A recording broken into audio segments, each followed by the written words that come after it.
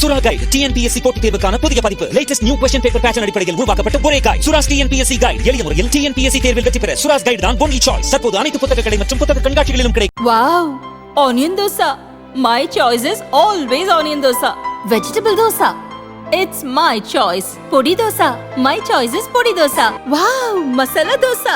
It's always my choice. Dosa வகைகளில் ஒவ்வொருவருக்கும் ஒவ்வொரு சாய்ஸ் இருக்கலாம். ஆனால் எல்லா வகை தோசைகளுக்கும் ஒரே சாய்ஸ் இதயம். கள்ளக்குறிச்சியின் கருணாபுரம் பகுதியில் கள்ளச்சாராயம் குடித்து 65 பேர் இறந்தனர்.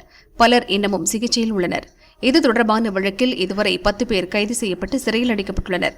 கள்ளக்குறிச்சி சம்பவம் தமிழகத்தில் கடும் அதிர்வலைகளை ஏற்படுத்தியது. தமிழக அரசை கட்சிகள் கடுமையாக விமர்சிக்கின்றன. சிபிஐ விசாரணை கோரி வருகின்றன.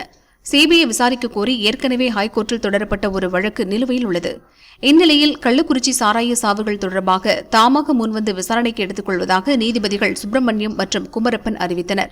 இந்த வழக்குக்கும் நிலுவையில் உள்ள சிபிஐ விசாரணை கோரும் வழக்குக்கும் சம்பந்தமில்லை. கள்ளக்குறிச்சி சாவுகள் குறித்தும் அந்த மாவட்டத்தில் உள்ள மக்களின் பொருளாதார சூழல் குறித்தும் கோர்ட் விசாரணை நடத்தும் என நீதிபதிகள் தெரிவித்தனர்.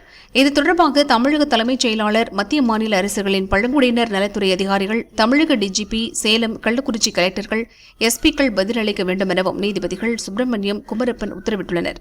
சில தினங்களுக்கு முன் ஒரு தனியார் டிவி விவாதத்தில் மூத்த வழக்கறிஞர் தமிழ்மணி கள்ளக்குறிச்சி சாராய சாவுகள் குறித்து பேசினார். கள்ளக்குறிச்சி கல்வராயன் மலைப்பகுதியில் உள்ள இளைஞர்களுக்கு போதிய வேலைவாய்ப்புகள் இல்லை. பொருளாதார ரீதியாக அந்த மக்கள் பெரும் துன்பத்திற்கு ஆளாகின்றனர். இதனால் கள்ளச்சாராயம் காய்ச்சி வருவாய் ஈட்டும் நிலைக்கு தள்ளப்பட்டுள்ளனர் என வழக்கறிஞர் தமிழ்மணி குறிப்பிட்டார். தமிழ்மணி விவாதத்தில் முன்வைத்த கருத்துக்களின் அடிப்படையில் ஹைகோர்ட் கள்ளக்குறிச்சி சம்பவத்தை விசாரணைக்கு எடுத்துள்ளது.